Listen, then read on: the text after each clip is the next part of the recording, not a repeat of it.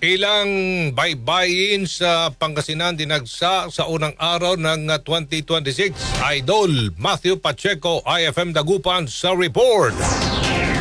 Sa dagat agad ang takbo ng karamihan sa Pangasinense na sinamantalang medyo makulimlim na umaga sa unang araw ng taong 2026. Nadat na ng IFM News Dagupan ng mga beachgoers sa bayan ng Lingayen na kanya-kanyang pwesto na sa baybayin para mag-almusal, mag-ehersisyo at pumasyal kasama ang pamilya. Ang ilan naman, piniling sa dagat igugol ang pagbabakasyon at ituloy ang kasiyahan bago bumalik sa trabaho o eskwela. Hindi rin magkamayo ang mga sheds at espasyo sa Tondaligan Beach sa Dagupan City na dinayo rin ng mga beachgoers mula pa sa ibang bayan. Sa parehong lugar, may mga nakaantabay na lifeguards upang tiyakin ang kaligtasan ng mga naliligo at mabisuhan na huwag lumayo upang hindi malunod. Bahagi ito ng mga hakbang upang makamit ang zero untoward incident sa mga baybayin. Kasama mula rito sa IFM Dagupan, ako po si Idol Matthew Pacheco. Tatak RMN! RMN Network News.